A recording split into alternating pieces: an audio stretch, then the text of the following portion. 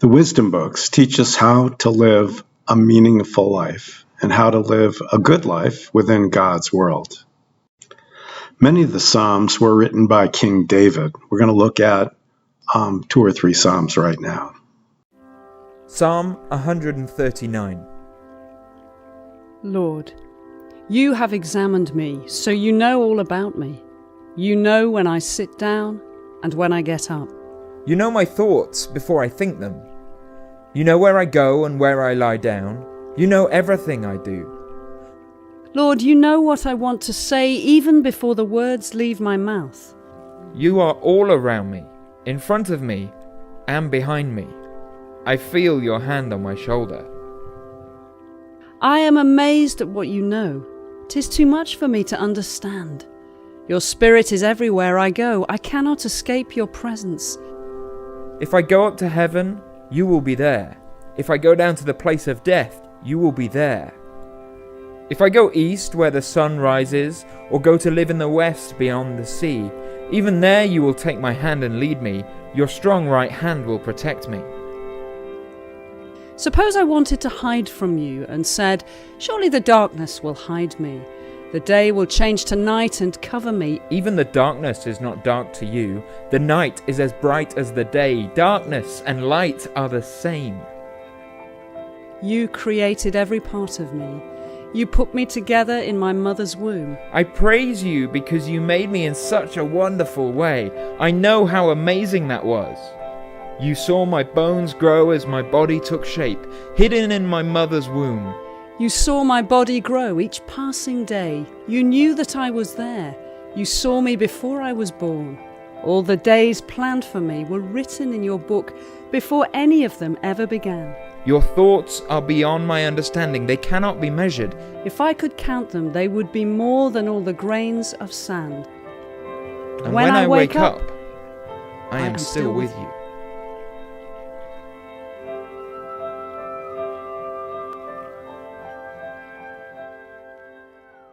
Here's 3 encouraging Bible verses from the book of Psalms. Psalm 27:1, The Lord is my light and my salvation, whom shall I fear? The Lord is the stronghold of my life, of whom shall I be afraid? Psalm 37:4, Take delight in the Lord, and he will give you the desires of your heart. Psalm 46:1, God is our refuge and strength, an ever-present help in trouble. Many of the Proverbs in the book of Proverbs were written by King Solomon, renowned for his wisdom. Other authors also added Proverbs. The book of Proverbs is closely linked with Solomon, who was renowned for his wisdom. The book contains a collection of sayings, poems, and discourses. Much of Proverbs is focused on practical advice on how to live a good life. Pride only breeds quarrels, but wisdom is found in those who take advice. Like a city whose walls are broken down is a man who lacks self-control. All hard work brings a profit, but mere talk leads only to poverty. Do not withhold good from those who deserve it. A heart at peace gives life to the body, but envy rots the bones. A gentle answer turns away wrath, but a harsh word stirs up anger. Train up a child in the way he should go, and when he is old, he will not turn from it. The book also contains sayings that remind us that great blessings come when we turn to God. Trust in the Lord with all your heart, and lean not to your own understanding. One of my favorite books in the book of wisdom is the story of Job. It teaches us how to live a life and to deal with suffering. And to trust God no matter what happens. And that's kind of like the big message of the story of Job. In a peaceful land of rolling hills and bright sun, lived a man named Job, a man so righteous, even his cows behaved better than most people. Meanwhile, in the heavenly boardroom, a bold challenger asked, "Does Job really love you for nothing?" Talk about testing loyalty with a cosmic dare. Just like that, disaster RSVP'd to Job's doorstep. In a single breath, his livestock vanished, his servants gone, and the news kept getting worse. And then, the deepest cut. A mighty wind collapsed the house where his children feasted. Grief hit harder than any storm. Most would curse the skies. But Job? He fell to the ground in worship. Now that's devotion under pressure. The challenger wasn't done. "Skin for skin," he roared. And soon Job was scratching himself with pottery because even his skin betrayed him. His wife had a hot take. Curse God and die. Not exactly the pep talk you'd expect from a spouse.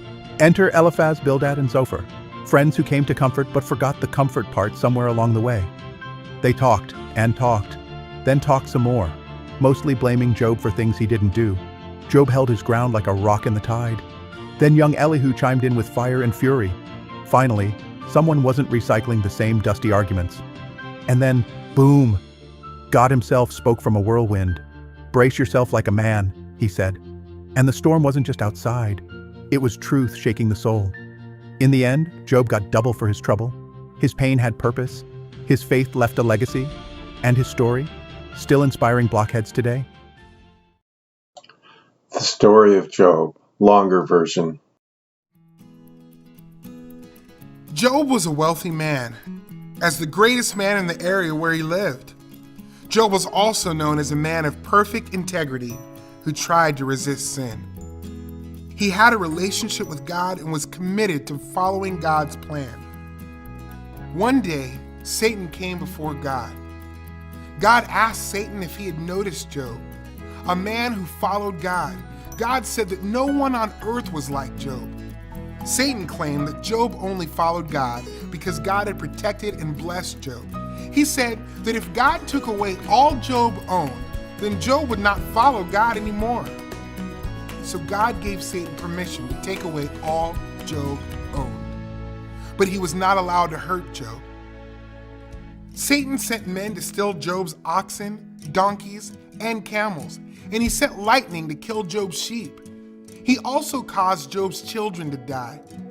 In one day, Job lost all of his wealth and his children. But Job continued to follow God. Again, Satan came before God. God again asked him if he had noticed Job. God told him that even after all Satan had done, Job still followed God and kept his integrity. Satan said that if Job became sick, he would not praise God anymore. So God gave Satan permission to make Job sick, but God would not let Satan kill Job. Job became ill with boils all over his skin. His wife thought he should blame God, but Job told her that God was always in control, whether Job experienced good times or bad times. 3 of Job's friends, Eliphaz, Bildad, and Zophar, came to visit him so they could comfort him.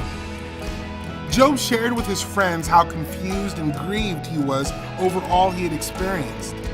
Instead of comforting Job, his friends told Job that he must have sinned to cause these bad things to happen to him. His friends believed that suffering only came to people who sinned. They believed that Job was being punished for a sin he had committed and that Job should repent so God would restore his good fortune. Job was very upset that his friends had not comforted him and that they did not believe he was innocent. Job responded that he knew he had not sinned. Job wished he had a mediator to represent him before God.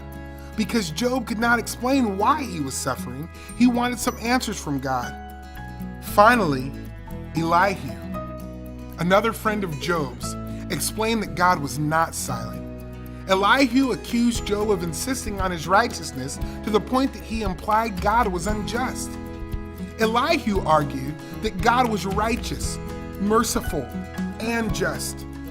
He reminded Job that God was all-powerful and sovereign over all.